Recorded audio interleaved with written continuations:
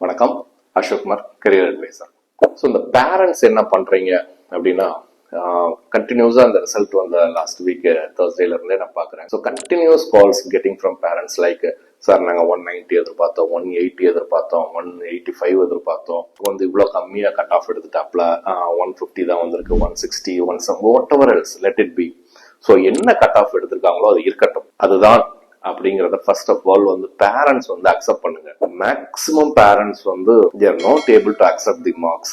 So mark accept பண்ணாம பையனை வந்து ஸ்டூடெண்ட்ஸை வந்து திட்டுறதும் குறை சொல்றதும், ஸோ இப்படி பண்ணிருக்கலாமே அப்படி பண்ணிருக்கலாமே, மொபைல் யூஸ் பண்ணாம இருந்திருக்கலாம், டிவி பார்க்காம இருந்திருக்கலாம், வெளியில போகாம, இதெல்லாம் ஓகே, இட்ஸ் கான். ஸோ இனி என்ன பண்றது அப்படிங்கிறது பாருங்க. ஏன்னா நம்ம இன்னமும் வந்து அதை முடிஞ்சதவே பேசி பேரண்ட்ஸ் வந்து ஒண்ணுமே பண்ண போறோம். இன்னமும் நீங்க வந்து எனக்கு முன்னாடியே நான் பல பேரண்ட்ஸை பார்க்குறேன், ஸ்டூடெண்ட் வந்து அவ்வளோ ஹர்ட் பண்ணி பேசுறாங்க.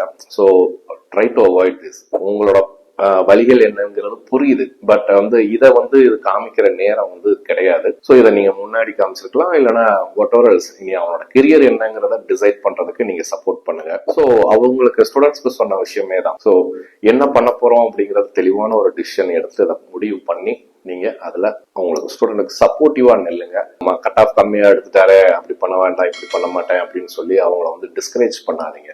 ஸோ இனி எப்படி பண்ணணும் அப்படிங்கறது அவங்களுக்கு சப்போர்ட்டிவா மோட்டிவேட்டா பண்ணி பேசுங்க.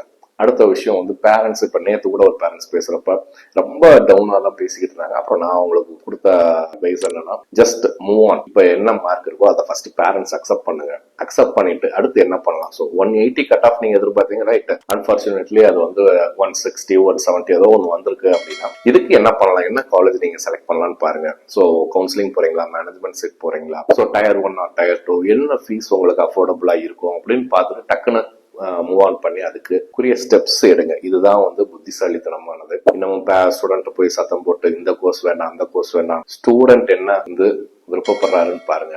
அவர்கிட்ட ஒப்பீனியன் கேட்டுட்டு டிசிஷன் எடுங்க parents. So wish you all great success in future students. பேரண்ட்ஸும் ஸ்டூடெண்ட்ஸுக்கு ரொம்ப சப்போர்ட்டிவா இருந்து ஒரு டிசிஷன் எடுக்க அவங்களுக்கு சப்போர்ட் பண்ணுங்க.